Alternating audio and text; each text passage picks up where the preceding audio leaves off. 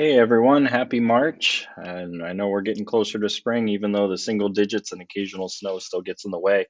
I know this month can be a grind for a lot of us. So I just encourage us all just to, as best you can, find that margin, find that space, shut your computer lid whenever you can, and take a break as you need to, just to push through and keep some sanity as we do the day to day. And on a technical note, one of the things that we joke about in the IT world is the idea of, hey, just try turning it off and back on again, right? And that is often the easiest way to troubleshoot or to solve problems. Just simply turn something off, turn it back on again, try it again. We do find, though, on a real level, that a lot of us don't actually turn our computers off ever. And besides the technical piece of, hey, it's a good habit to do, I find on a philosophical level, it's a good thing to do. At the end of your day, at the end of your work week, the act of physically shutting down the computer, going out to that Windows icon to shut down, or going to the Apple icon to shut down, or settings to shut down, waiting for the screen to go black and then closing that lid, that can put a final note on your work day, put a final note on your work week, and then when you come back the next morning, open it up fresh, start fresh. Something philosophically, I think, is important about that process. So, besides the technical reasons that I'd encourage you to do that, and all of us in technology would encourage you to do that, on a philosophical level, if you're not in the habit already of marking an end to your day by shutting your technology down, I might encourage you to think about that this month as you approach your day to day. It can be a great way to just kind of close and give some closure for the day, and then give yourself a fresh start the next day. All right. So that aside, let's jump into my topics for this month. The first one is just a reminder of our cybersecurity trainings. We've talked about this for a little bit now, and we all had a chance during the last PD session to go through the first module. The next PD session on the 16th will offer us another opportunity to do the same. And so many of you have starred that email like we talked about before. So make sure you pop to your start, and that same link that you had before, you can access again to get into the module for this next time around. The module this time, instead of it being just a quiz on a single assessment, it has 4 different topics for it. And so you can just drill through those and cover some of the key points here. If you've already done these, great. You can feel free to move on to other things as you had time, or even take advantage of some of these additional cybersecurity trainings as well. But that's the one that's upcoming. You can access that link from awareness at securityeducation.com email. Again, if you start that, you're all set to go. It's nice and easy, but you can obviously search for it up at the top as well. The next thing I want to talk about, or need to talk about, is another piece of our security puzzle that we have been putting together this year. I know this has been, as I mentioned last month, it's been a year of security, and we've kind of clamped down some protocols in terms of password management, device access, a lot of different things related to that are already part of our new normal, and then we are continuing to approach these things with the utmost kind of protection and security. And so I have 2 things related to that I want to share. One is available on our knowledge base, and it is in a new category that we have in our knowledge base called digital privacy and security. And so if I click into this here, you'll see things about our how to reset your password and using complex passwords. We have our details in here about the FERPA and data privacy, but we have a new thing in here that we want everybody to be aware of. It's called the WISP, the Written Information Security Program.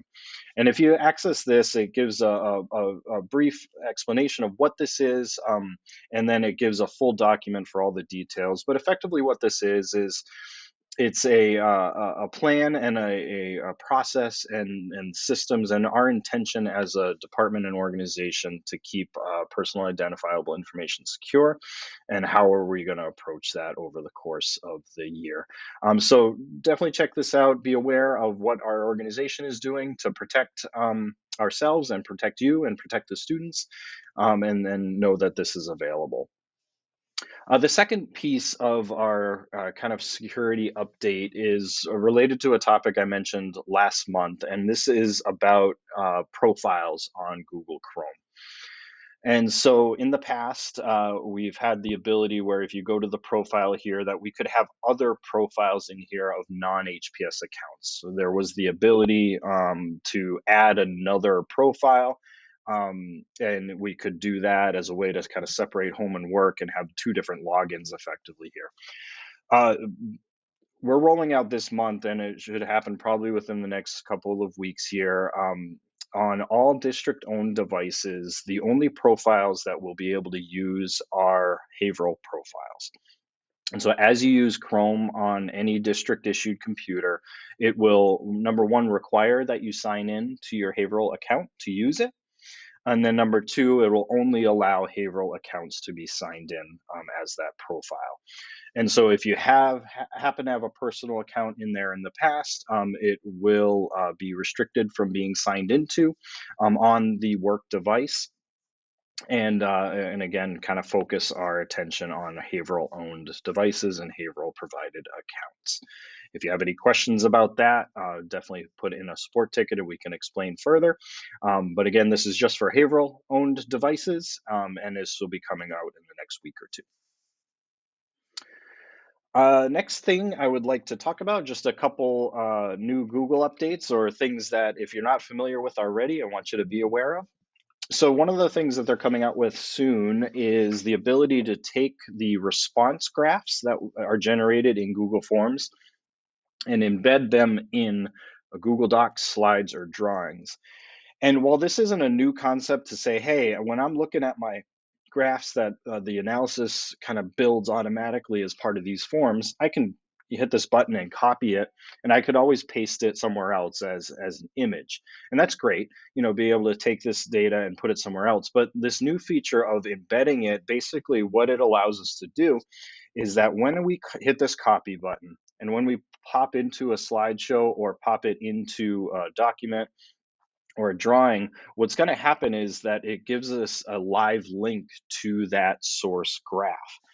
And so what that means is that we can put this graph into a document or a presentation, and it's always looking back at that response sheet. And it'll give us this update button in the corner of the graph so that when new numbers come in, new analysis comes in from that same graph, we can just hit this update button on our presentation and it'll live update the data here to reflect any changes that may have come from that. So really great feature that's coming next week or two from Google, so that we can take these graphs and have them live present in other ways, and so we don't have to do a bunch of double entry should your data change.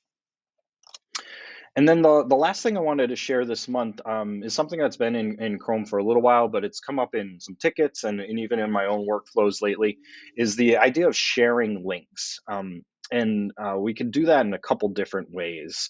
So in the top of our Chrome, whenever we're on a website, we always have this address bar over here. And so, traditionally, if we want to take this and send it to somebody, we would try to highlight the whole thing.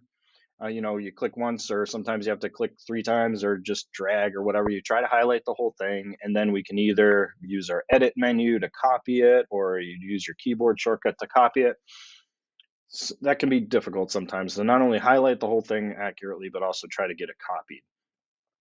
On the right-hand side of this address, so after we highlight this, so if we come over to this little share box here, we have a couple quick options I want us all to be aware of.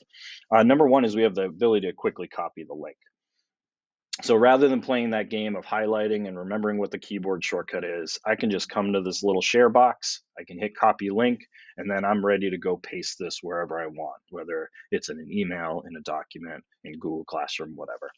Super easy way to just copy that link and be ready to share that out. The other thing that's available in this share box here is this ability to generate a QR code.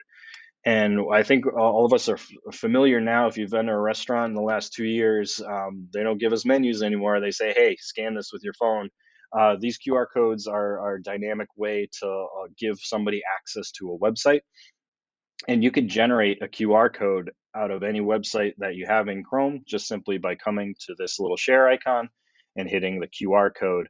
And then we have that image that's ready to go. You can download that image, so it saves it as this picture, and then you can put that picture wherever you want.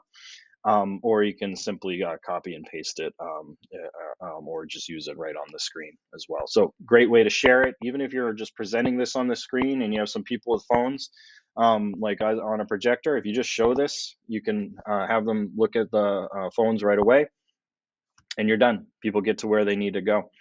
So it's a great little feature, all from this little share icon. All right, awesome. That's all I have for March. I hope you guys are staying healthy and doing well. Reach out to us via training appointment or support ticket if you have any questions or need some follow up on the items we've talked about, or if you have something else that you need assistance with, and we will be more than happy to keep us going. All right, take care, and I'll see you next month.